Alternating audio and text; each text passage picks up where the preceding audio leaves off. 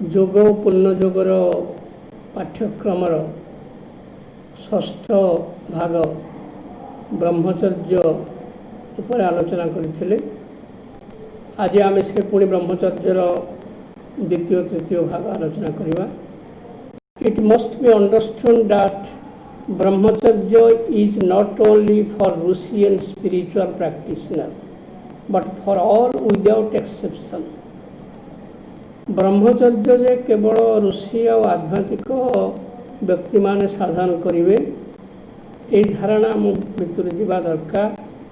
कारण without expression क्या न छाड़ी कौन सी व्यक्ति एथु बाद जीवे ना, समस्ते ब्रह्मचर्य साधन करेंगे। Brahmacharya forms the foundation, prepare the necessary ground upon which life structure can safely raise and maintain. ब्रह्मचर्य एमती एक मूलदुआ गठन करे, एमती गोटे भित्ति आवश्यक भित्ति स्थापन करे जहाँ उपरे जीवनर जो स्ट्रक्चर जीवनर गठन प्रक्रिया निर्भर करे एवं ब्रह्मचर्यर मूलदुआ उपरे जीवन गठन हले ताहा सुरक्षित हुए एवं ताहार अग्रगति हुए एवं ताहा प्रॉपर मेंटेन हुए। वैदिक ऋषि माने जो प्रतिदिन प्रार्थना करुथिले जीवम शरद शतकम, आमे 100 वर्ष पर्यंत बंचीबू, 100 वर्ष पर्यंत शुणिबू, 100 वर्ष पर्यंत देखा संभव हबू। ये सब जो प्रार्थना थिला कारण तांकर जीवनर जो सौध से ब्रह्मचर्य मूलदुआ पर गठन होता।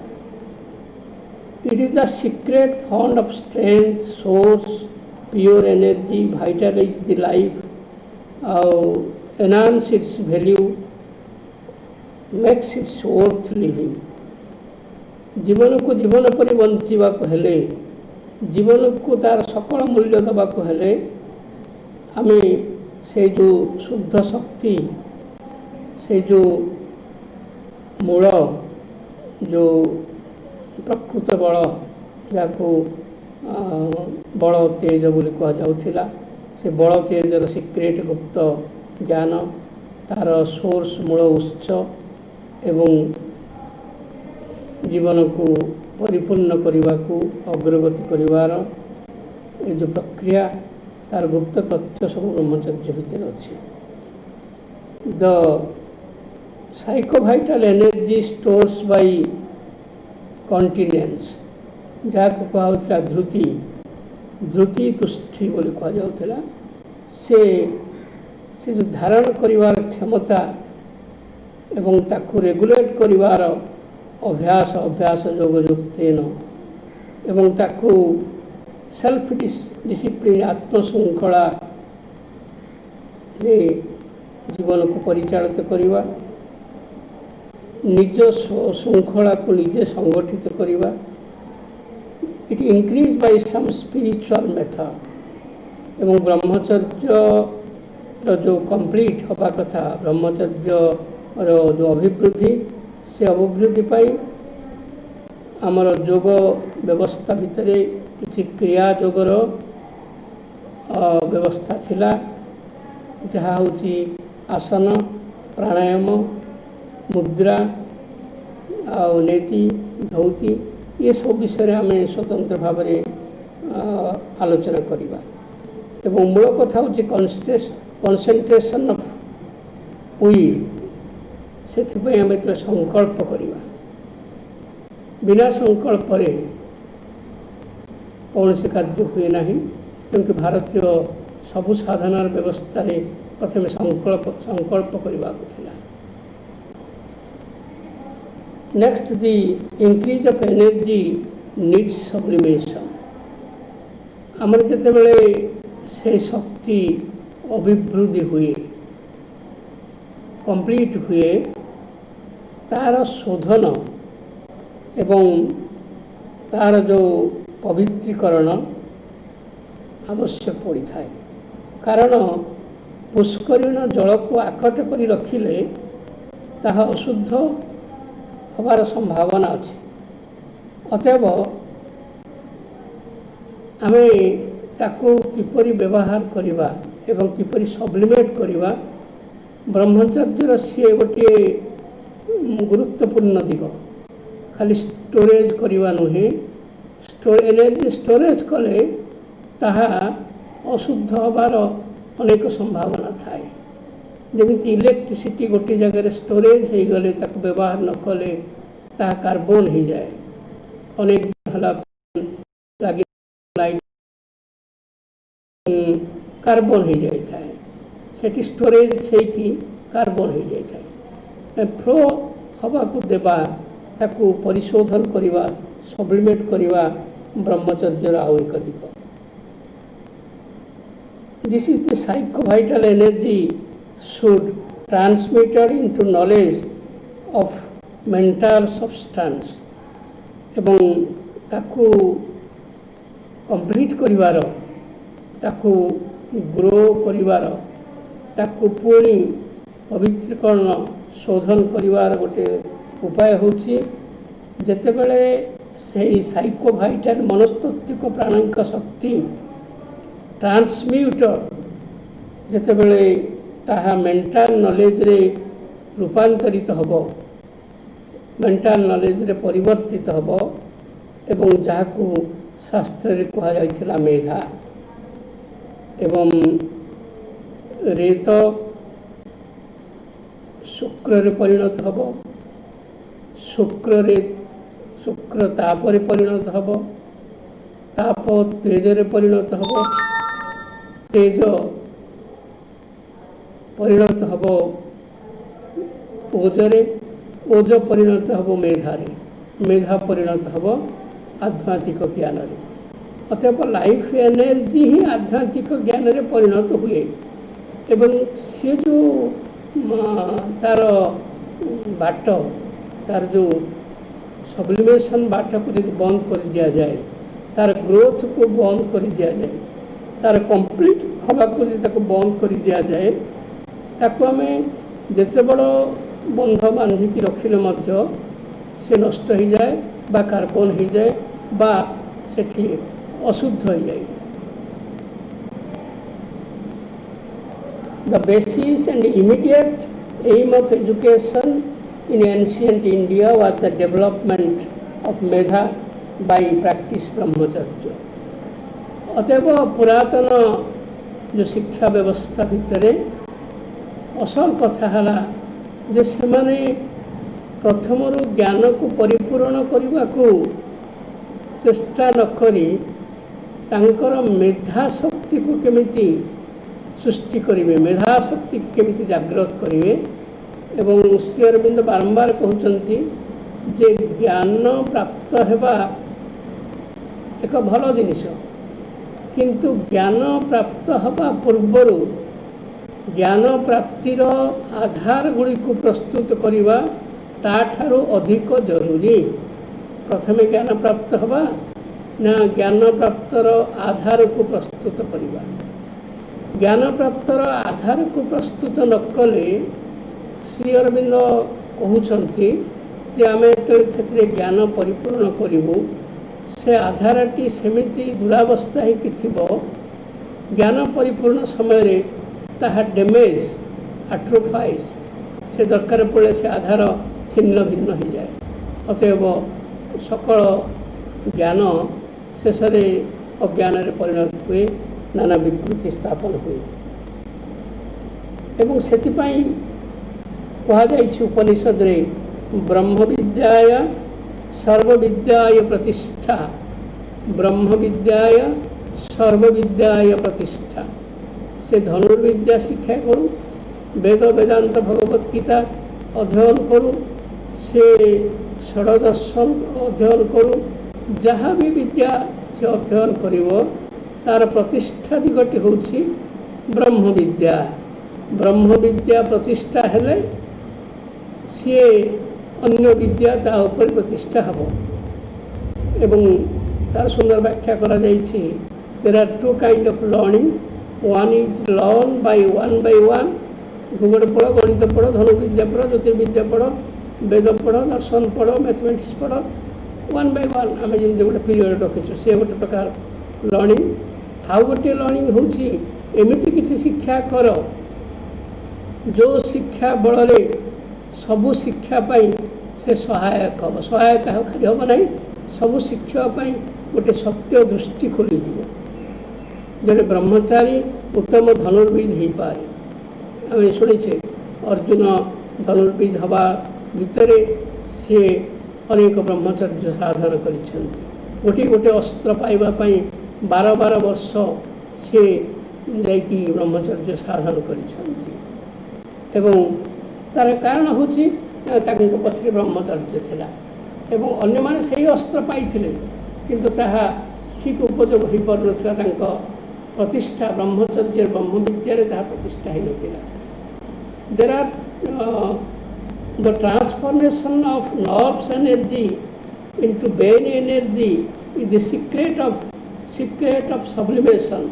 ये जो रेत को पवित्रीकरण करवा शोधन करिवार रहस्य के होची जे आमर जो नर्व एनर्जी आमर जो शिरा प्रशिरा भितर रक्त भितर जो एनर्जी जहाँ आम लाइफ एनर्जी बोली कहूँ से लाइफ एनर्जी जितेबाला ब्रेन एनर्जी रे परिणत हुए सेटा हूँ प्रकृत से एनर्जी सब्लिमेशन बा एनर्जी उपादेयता और एनर्जी शुद्धिकरण ये शक्ति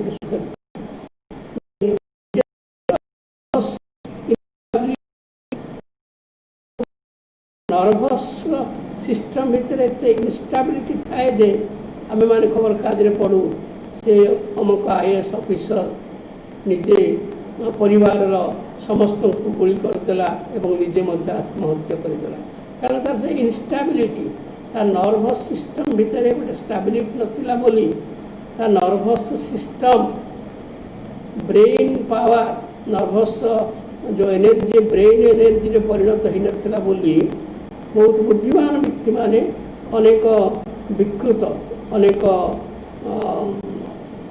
कुकार्य मान करि पकांती।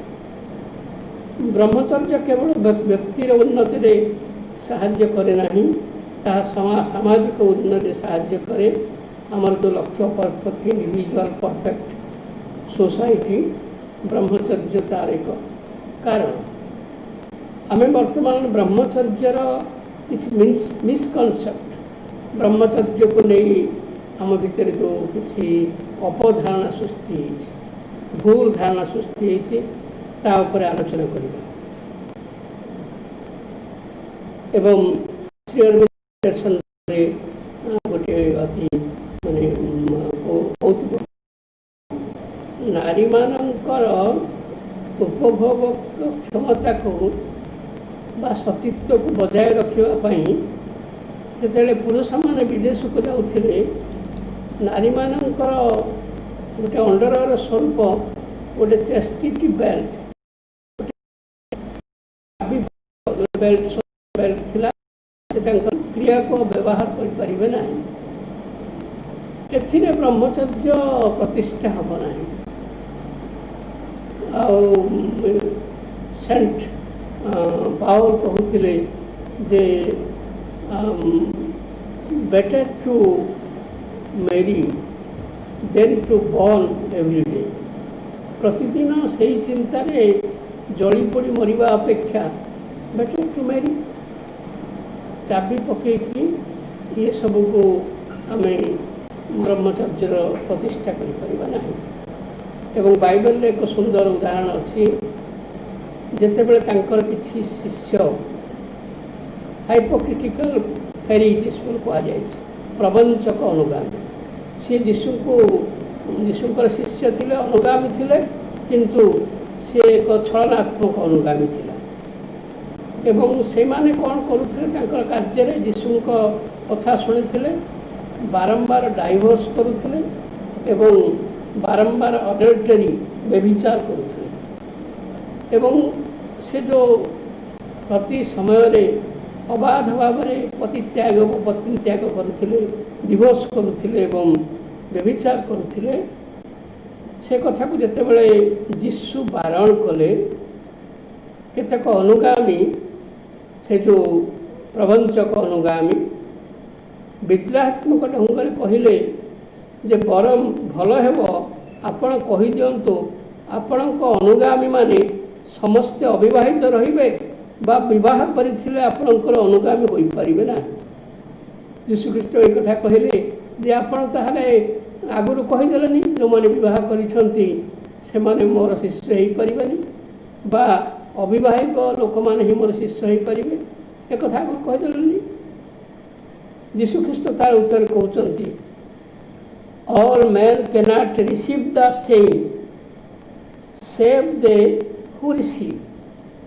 मु एक कथा कही समस्ते एक कथा ग्रहण करते नहीं जे विवाह करिथिबा व्यक्ति माने भगवान को कथा सुनिबा को अधिकार नहीं बा भगवत वाणी सुनिबा को अधिकार नहीं एक कथा समस्ते ग्रहण करते नहीं एवं जो माने ग्रहण करि से माने किंतु सुरक्षित थांते। तापरे एक मजा कथा से कहउचंती केते जन नंपुसक से माने माँ पेटरू नंपुसक होकर जन्म होइछंती। There are some eunuch which are made आउ केते नंपुसक थांती जो मान को मनुष्य माने से मान को नंपुसक कर दियंती से माने कथि भितर बड़ थाए सामर्थ्य थाए वीर्य थाए किंतु नंपुसक कर दियंती। एवं तार एक दृष्टांत होची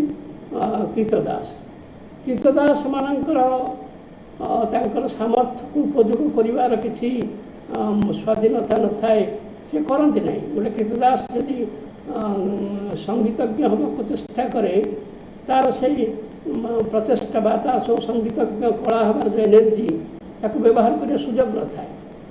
तार मालिक जहाँ कह से किणा हो जाइए मालिक जहाँ कह सी हे तो घोड़ार मल काढ़ दिन राति किंतु गीत पदे गाईपर ना ये गोटे प्रकार होने आउ गोटे प्रकार कहते आउ एक प्रकार नंपुसक अच्छा जे which have made themselves unique से माने निजे निजक नंपुसक करिथांती। वीर्य थाए बल थाए तेज थाए सामर्थ्य थाए सबू थाए किंतु प्रचेष्टा न थाए। एवं माँ को जहाँ कहते the laziness is the most poison of जोग सामर्थ्य को व्यवहार नक निजे निजे नंपुसक होती थांती ये गोटे प्रकार नंपुसक। एवं महापात्र नीलमणि साहब कहले जदि जे विवाह न करिबा बा स्त्री संग न करिबा बा इत्यादि को जब आम ब्रह्मचारी बोली कहब और भगवान को से जल्दी पाइबे बोली यदि कह तेरे नंपुसक माने एक नंबर भगवान को पाइबे। नंपुसकता एक ब्रह्मचर्य पालन नुहे। आम तीन प्रकार नंपुसक कथा कहले आउ गोटे प्रकार नंपुसक कथा से कहते यीशुख्रीष्ट निजे पेशी देख रही था निजे किसी माने गोटे प्रकार निष्क्रिय रही था कारण से भगवान का आदेश को सत्यर आदेश को अपेक्षा करते एवं सत्यर आदेश पाइला मात्रे तांको भितर सकल सामर्थ्य सकल बल वीर्य को से प्रयोग करती किंतु भगवान का आदेश न पाइला पर्यंत से माने तांकर से बल वीर्य को एमती व्यवहार करती नहीं। आम जाचे जे अर्जुन 12 वर्ष काल गोटे नंपुसक वेश बृहनला वेश से विराट राज्य रही कहीं ना श्रीकृष्णकर जो धर्मराज्य प्रतिष्ठा हेब से नंपुसक होते से नंपुसक नुहति से नंपुसक होते। भीष्म भी सी आजीवन ब्रह्मचर्य पालन करते कारण हस्तिना नगर को सुरक्षा देवा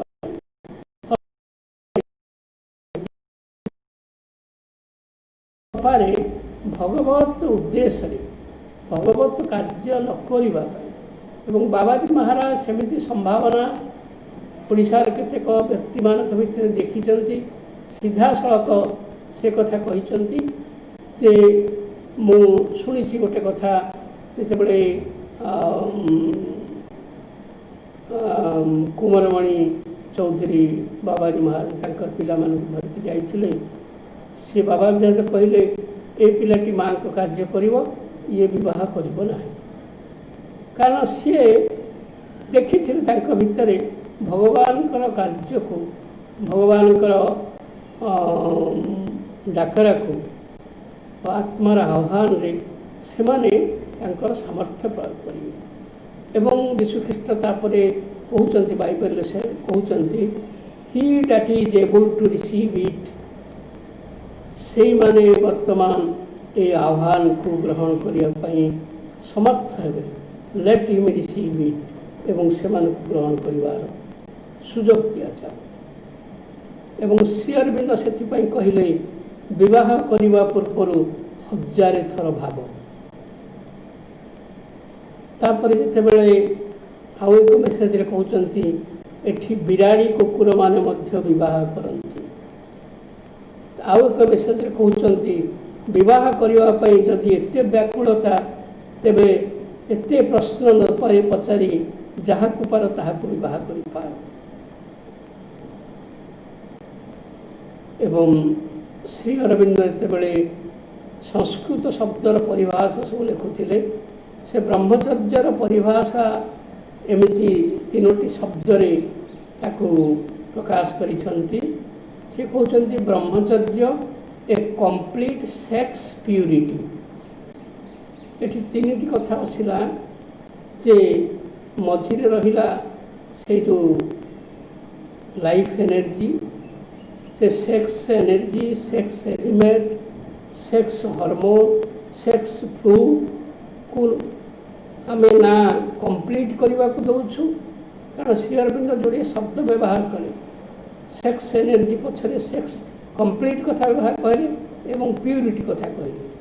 ତେବେ ଆମେ ସେ sex energy, sex elements, sex hormone, sex ଫ୍ଲୁଇଡକୁ ଆମେ କମ୍ପ୍ଲିଟ୍ କରିବାକୁ ଦେଉଛୁ ନା? ଆମେ କେବେ କମ୍ପ୍ଲିଟ୍ କରିବାକୁ ଦେଉଛୁ ନା ତାକୁ ଶୁଦ୍ଧ କରିବାକୁ ଦେଉଛୁ?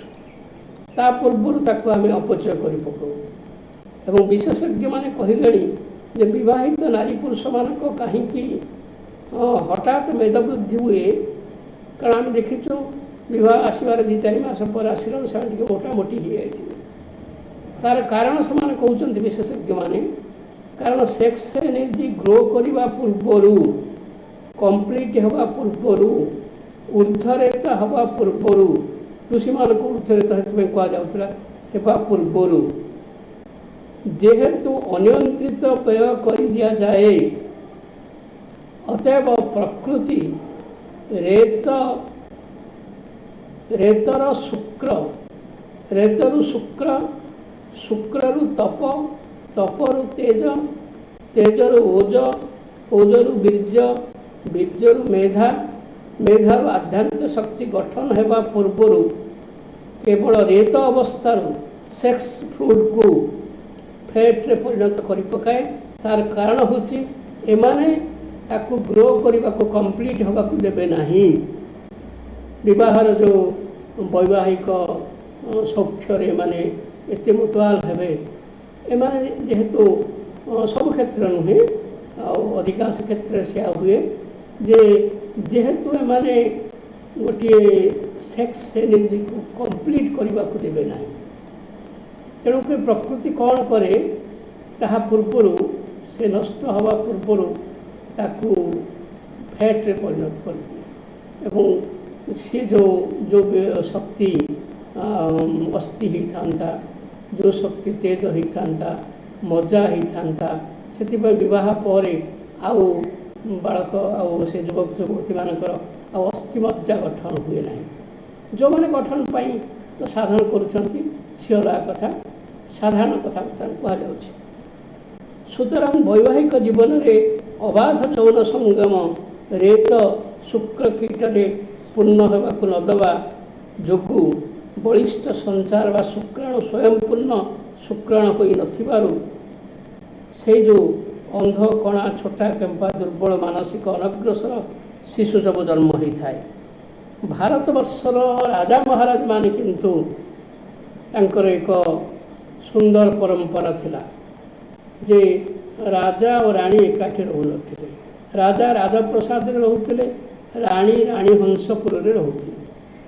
ଏବଂ ରାଜା ଯେତେବେଳେ ଅନୁଭବ କରିବେ ତାଙ୍କର ରେତରେ ଶୁକ୍ର କୀଟରେ ପରିଣତ ହେଲାଣି ଏବଂ ରେତର ଗୋଟିଏ ପାହାଚ କମ୍ପ୍ଲିଟ୍ ହେଲାଣି ଏବଂ ରେତର ସେଇ ଗୋଟିଏ ପାହାଚ କମ୍ପ୍ଲିଟ୍ ହେଲେ ତାହା ଯେ ଉପଯୁକ୍ତ ସନ୍ତାନକୁ ଜନ୍ମ ଦେବ ଏବଂ ଯାହା ଶାସ୍ତ୍ରୀୟ ବିଧାନ ଥିଲା, ସେତେବେଳେ ସିଏ ଆଚାର୍ଯ୍ୟମାନଙ୍କୁ ଋଷିମାନଙ୍କୁ ନିମନ୍ତ୍ରଣ କରୁଥିଲେ ଏବଂ ରାଣୀ ରାଜା ଉଭୟକୁ ଆଚାର୍ଯ୍ୟମାନେ କିଛି ପ୍ରଶ୍ନ ପଚାରୁଥିଲେ, ଯାହାକୁ ପୁଂସବନ ସଂସ୍କାର ବା ଷୋଡ଼ଶ ସଂସ୍କାର ପ୍ରଥମ ସଂସ୍କାର ବୋଲି କୁହାଯାଏ।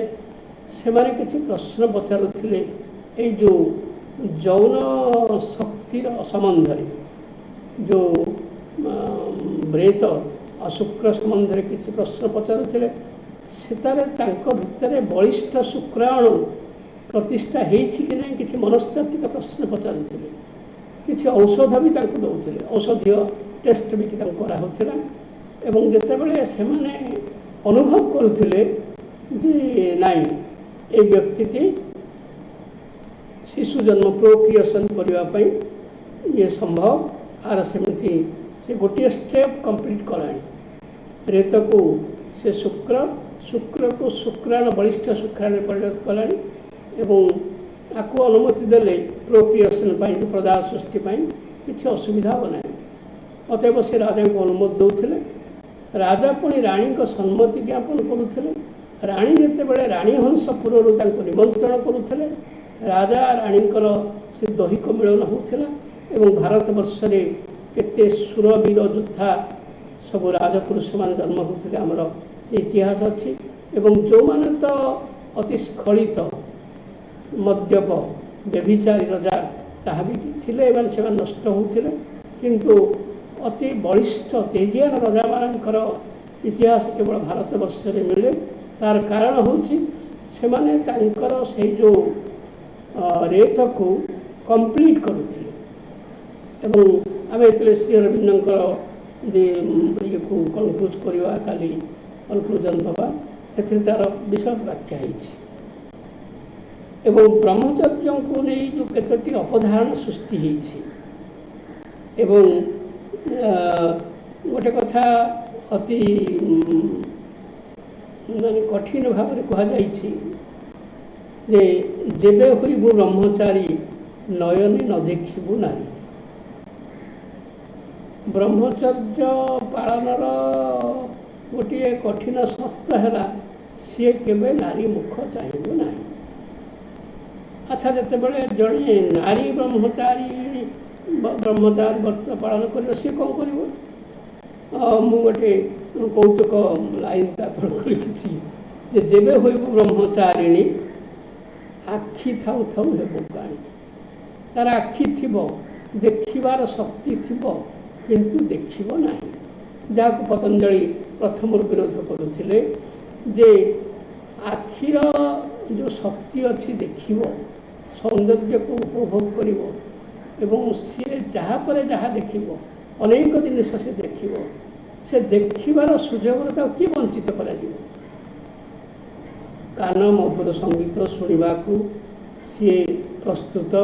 ତାର ସ୍ମୃତିକୁ ଯଦି ବ୍ୟାଘାତ କରି ଦିଆଯାଏ, ଆଖି ସୁନ୍ଦର ଜିନିଷ ଦେଖିବାକୁ ଇଚ୍ଛା କରେ, ତାକୁ ଯଦି ବ୍ୟାଘାତ କରି ଦିଆଯାଏ, ପାଟି ସୁନ୍ଦର କଥା ଉଚ୍ଚାରଣ କରିବା ପାଇଁ ଇଚ୍ଛା କରେ, ମନ୍ତ୍ର ଉଚ୍ଚାରଣ କରିବା ପାଇଁ ଇଚ୍ଛା କରେ, ସଙ୍ଗୀତ ଗାନ ପାଇଁ ଇଚ୍ଛା କରେ, ତାର ସେ ଶକ୍ତିକୁ ବାଧା ଦେବା, ଆକୁ ଏମିତି ଆକଟ କରି ବ୍ରହ୍ମଚର୍ଯ୍ୟ ପାଳନ କରିବାର କଥା କୁହାଯାଇଥାଏ।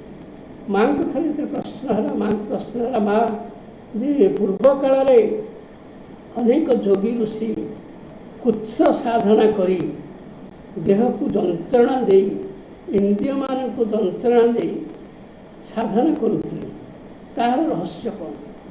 ମା ରୋକ୍ଠୋକ କହିଲେ, ତମେ ଯାହା କହୁଛ ପୂର୍ବ କାଳରେ ଯୋଗୀମାନେ କୁତ୍ସ ସାଧନା କରି ଦେହକୁ ଯନ୍ତ୍ରଣା ଦେଇ साधन करुथिले ब्रह्मचर्य साधन करुथिले मारोक्ष कहले they are not yogi, they have not practice sadhana, they only practice ego. से माने केवल तांकर अहंकार को साधना करुथिले, साधन को साधन करुनथिले, अहंकार को अभ्यास करुथिले। कहार जटा केते बड़ हेले सीए से अनुजाई बड़ साधुटी हम। जटार लंब उपरे, जटार लंबर मूल्य उपरे साधुर मूल्यर निरूपण करा जाउथिला।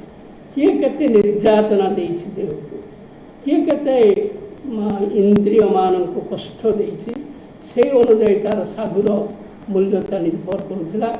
माँ कहले सीधा सड़क कहले दे आर नॉट योगी, से माने केबे योगी नथिले बा योगी नुहंती।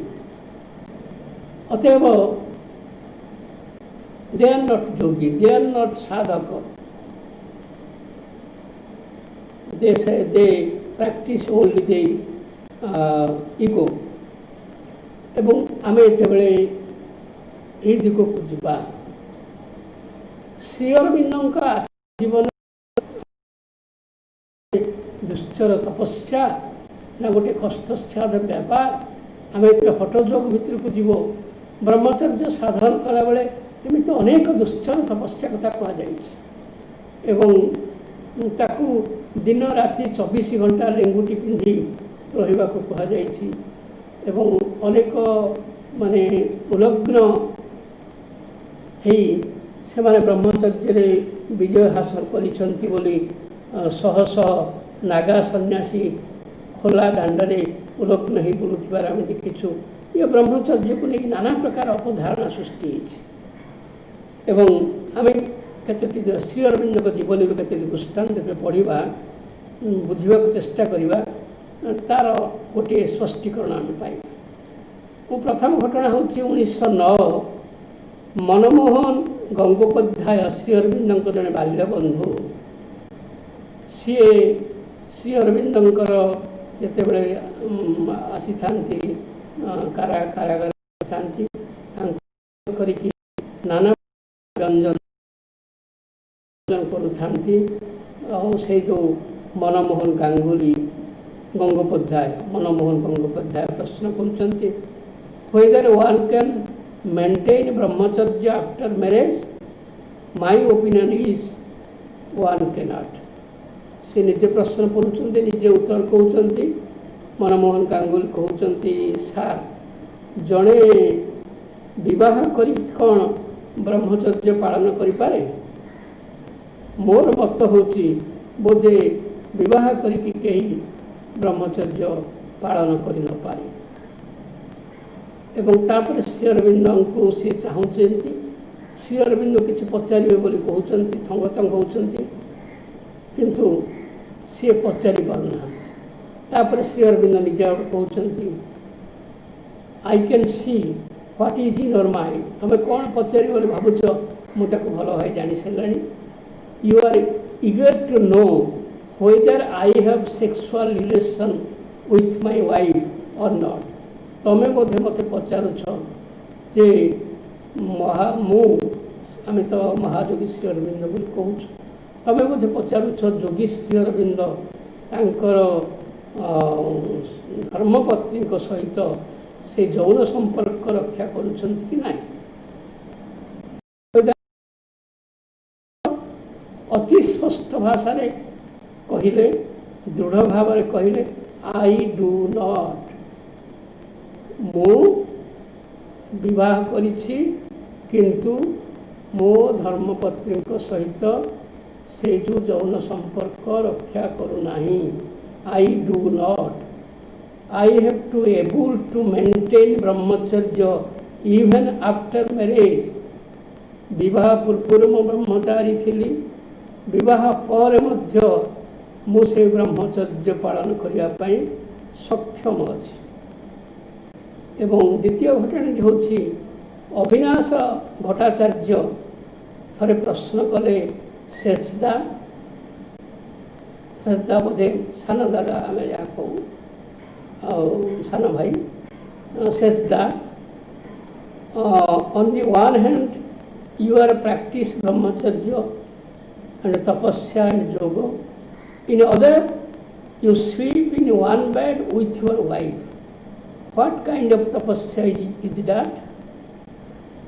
अविनाश भट्टाचार्य पचारुचंती जे गोटे दिगरु देखिले आपण जड़े तपस्वी जड़े योगी जड़े ब्रह्मचारी तपस्या करुछंती साधना करुछंती ब्रह्मचर्य पालन करुछंती आउ एक दिगरु देखिले तुमे तुमर धर्मपत्नी गोटे खटरे गोटे सेजरे शयन करुछंती व्हाट काइंड ऑफ तपस्या इज दैट ये की प्रकार तपस्या श्री अरविंद कहले with simple and sweet reply एवं अति स्मितहास्य सहित अति मधुर भाव श्री अरविंद तार उत्तर देले it is not simple by sharing A bed with one's wife that ब्रह्मचर्य is lost. तुम भितर जो गोटे भूल धारणा अच्छी गोटे खटरे गोटे सेजरे शोले ब्रह्मचर्य नष्ट हो जाए ताहा होची तमर संपूर्ण भूल धारणा. To form a group of naked ascetic is not my intention. तापर श्री अरविंद कहउचंती भारत वर्षरे गोटे नंगला अविवाहित नागा सन्यासी सृष्टि करवा मोर उद्देश्य नुहे मो जोगर उद्देश्य नुहे. We have 33 lakhs of such नंगला बाबा. भारत वर्षरे से समय 33 लाख नंगला साधु थिले. आई वांट गृहस्थ सन्यासी मु प्रकृति से गृहस्थ सन्यासी मान को चाहे man leading the full life जड़े तार परिपूर्ण जीवन पथरे अग्रगति होथिबो. When he need he may renounce everything by the call of soul. तार जीवन सकल अनुभूति दिगरे से जाउथिबो एवं जीवन अग्रगति पर सकल अनुभूति सी लाभ करिबो. सी बिल्व मंगल परी आखि ताड़ी दब नाही एवं सी एमिति कुच्छ साधन करिबो नाही. आपण माने सुनिछंती जे से जो भक्ति योगर बिल्व मंगल कथा. बिल्व मंगल प्रथमे चिंतामणि बेश्या सहित आसक्ति थिले. चिंतामणि बेश्या तक सूचई देले ए प्रकार आसक्ति यदि भगवान को पाखक रहंता तुम्हें महान हो जात. तापर से बेश्याशक्तिर मुकुड़ी भगवान भक्त होती भगवान को भल पाई भक्ति जोगर जड़े सुनामधन्य भक्त होती एवं तांकर आश्रम किसी जन वैष्णवी माता जाको माता बोली कहुए वैष्णवी युवती वैष्णवी से माने थांती. दिने बिल्वमंगल खाइबा को दौथा जड़े युवती झील ए समय बिल्वमंगल तार मुह को देखिले सी अत्यंत आकृष्ट हो गले एवं आकर्षित हो गले एवं मने मने स्खलित हो गले. तापर बिल्वमंगल तांकर किसी स्टाबिलिटी रहिलानी कौन करी भाविले. से युवती झील से झील मैंने खोसारे सब पिन कंटा मारती. से युवती झील खोसार दुईटी पिन कंटा बाहर कर दुईटी आखि की फोड़ीदे. कारण जे मो आखि कहीं पुणी से स्खलन दिग को जाऊँगी. ये ब्रह्मचर्यर उपाय नुहे. आखिर दृष्टि की बंद करदेले जे कुदृश्य मान देखा जीव नाही. आखि तो देखे नहीं ना मन देखे एवं मन रे ट्रीटमेंट कले आखिर दृश्य गुड़िक सुंदर हम. जानानि दिव्यानि सेवितव्यानि न इतराणि न इतराणि. इतर को देखी ना भल को देखी एक कथा मन ठीक कर चेतना ठीक कर ना आखि ठीक कर. आखि को कहीं तार दृश्य जगत वंचित कर श्री अरविंद कहले मोर उद्देश्य नुहे एमती भारत वर्ष जो 33 लाख लंगड़ा बाबा अच्छी नागा सन्यासी अच्छी सेमती लंगड़ा बाबा को सृष्टि करवा मोर उद्देश्य नुहे. जो माने ब्रह्मचर्य बोलौछंती किंतु तांकर जो आचरण जे तांकर जो निर्यातना देह को जो निर्यातना आउ सबुथिरु वंचित हेबे जे स्वादर वंचित हेबे जहाँपर ताहा खाइबे। नंगलाबारा माने सबर पोचा मांस भी खाती, विष्ठा माने खाती, स्वादर वंचित करती, जिह्वा को स्वादर वंचित करिसंती, आखि को दृश्य वंचित करिसंती। ये निर्यातना ये केवल प्रैक्टिस ऑफ ईगो, ये केवल ब्रह्मचर्य नुहे। एवं तापरे आउ एक प्रश्न थिला जे आपण श्रीअर मृणाली देवी को से प्रश्न थिला। मृणाली देवी को प्रश्न करथिले तांको सहसाथी माने जे आपण श्री अरविंद सह एका सजरे शयन करुथिले, तांको सह दैहिक उपभोग करुथिले ना नहीं? गोटे सजरे तो शोथिले, ये जो वैवाहिक सौख्य दैहिक उपभोग आपण करथिला नहीं? देवी मृणाली का स्पष्ट उत्तर थिला जे श्री अरविंदर सानिध्य, श्री अरविंदर स्पर्श सबुबले मते अपार्थिव अपार्थिव स्वर्गीय स्वर्गीय अनुभव हुए। तांकर सारा अंगरु सुगंधी बाहर थाए एवं मु किपरि तांक ठारु से स्वर्गीय स्वर्गीय स्वर्गीय सुख अपार्थिव अपार्थिव सुख वंचित हो पारे। जोठे स्वर्ग सुख मिलूला तांको छुईदेले, तांको सहित कथा हेले, तांको पाखरे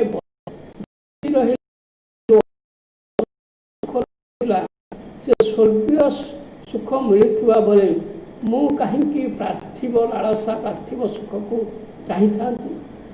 अतएव तुम्हें जो पार्थिव लालसा कथा मत पचारुछ, मुझे पार्थिव लालसा केवे चाहिए।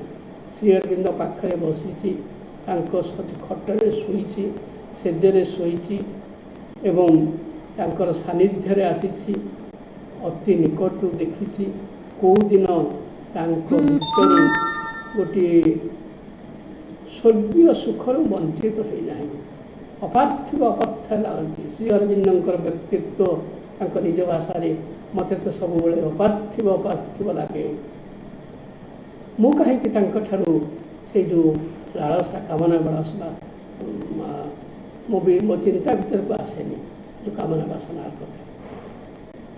आउ एक दिन घटना से बेले संध्या बेले अभ्यासगत भाव में मृणाली देवी शैवालिनी देवी जे सान भौणी शैवालिनी देवी सहित से शैवालिनी देवी की 7-8 वर्ष होता है मृणाली देवी बह करती एवं श्री अरविंद पंडिचेरी आसी सी सब संध्या दार्जिलिंग गोटे सुंदर प्राकृतिक शोभार परिपूर्ण दार्जिलिंग गोटे उपत्यका चारिपटे पहाड़ प्रकृतिर शोभा भंडार पहाड़ सब एवं मझिरे एक समतल भूमि से उपत्यका को माने निर्जन रे दुई भौणी सब जाती नीरव बसवा।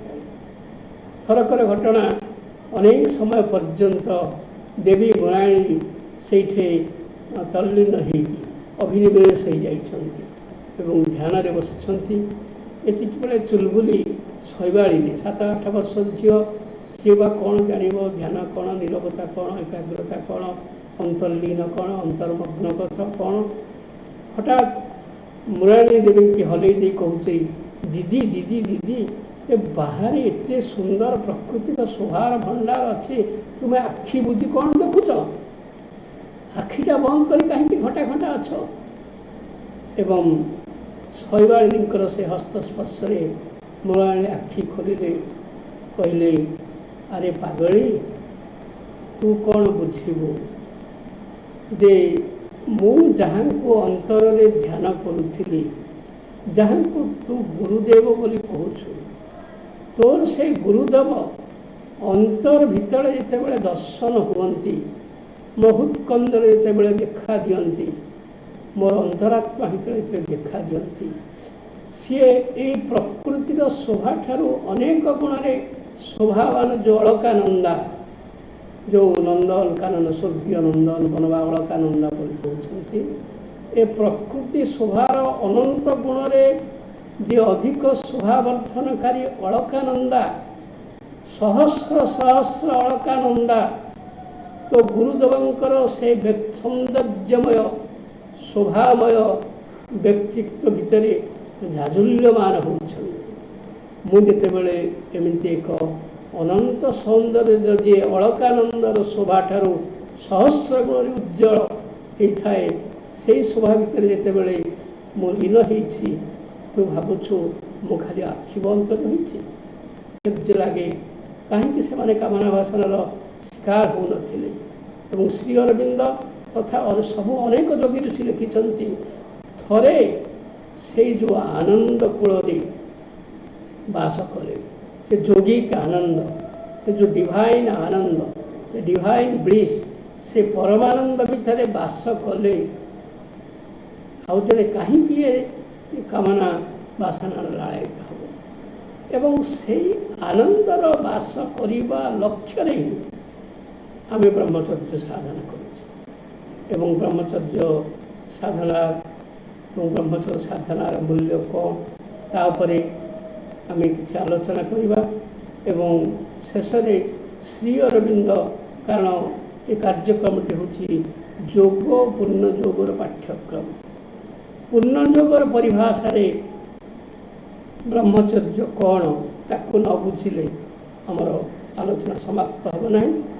समस्त को प्रणाम। आसंता काली अपेक्षा पुनः दर्शन।